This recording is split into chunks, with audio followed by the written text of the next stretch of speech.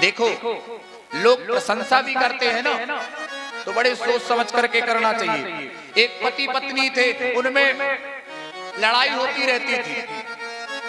लड़ाई होती हो तो सब में होती है, हाँ सब में होती है, ऐसा कोई नहीं है जिसमें ना होती हो। किसी में ज्यादा हो जाती है तो डिवोर्स के कागज, और किसी में कम हुई तो वहीं के वहीं मामला बोलो शांत हो जाता है।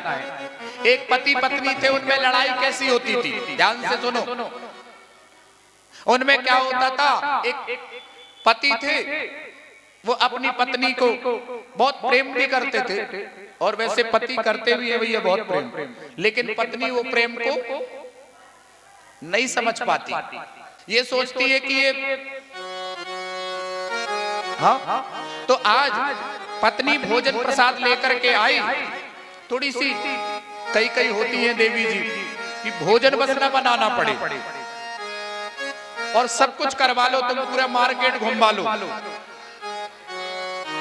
आजकल की जो स्टाइलिश है, पहन लेंगी जीन्स का पैंट और गले में हाथ। अब तुम नहीं कह सकते कि ये पत्नी है कि बहन है कि दोस्त है कोई। ये सारी चीजें घर से बहुत दूर चले जाओ, वहां बात अलग है कि आप कभी ऐसे उसमें, लेकिन प्रयास ये करो वहां भी नहीं। आप गरिमा ही आपका सम्मान है, आपका श्रृंगार ही आपका सम्मान है, आपका सुहाग ही आपका सम्मान है। इसलिए आप अपने सुहाग से ही जाओ तो सामने आपको देखने वाला भी शर्मिंदा हो। यार ये तो परमिट वाली है, हाँ आजकल तो पता ही नहीं चलता कि परमिट वाली है कि बिना परमिट। चूड़ी भी पहनना भैया बंद कर दिए हैं, हाँ एक वो बनावटी। अरे ये क्यों, आप खुद को अपने को लज्जित करते हो।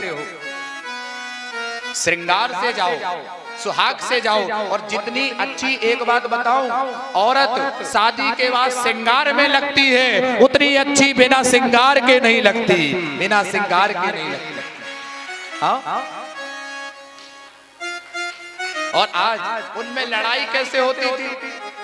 भोजन परोस करके लेकर के आई पत्नी, रोटी में घी नहीं लगा था क्या, तो पति ने मांगा, कहा तुमने देवी जी आज रोटी में घी नहीं लगाया। पत्नी ने उठाया बिल्ला, एक दिया, ले घी, यहाँ कुछ निकल आया, यहाँ लगा ना। अब जब निकल आया, क्योंकि भाई कुछ नहीं कह सकते इसमें, फिर जैसी दे रही है वैसा खा लो। रास्ते में जा रहा था, बोले कोई रास्ते में भाई साहब मिल गए, बोले भाई साहब ये क्या हो गया आपके, बोले ऐसे गिर गया। तो बोले घी लगा लेते, घी। अरे बोले घी यही, घी की वजह से तो। बोले ऐसा करना कि अपनी पत्नी की बड़ाई किया करना, अपनी पत्नी की बड़ाई किया करना। बोले ठीक है बड़ाई करेंगे। अब पत्नी की बड़ाई करना भी देखो सोच समझ के बड़ाई करना चाहिए।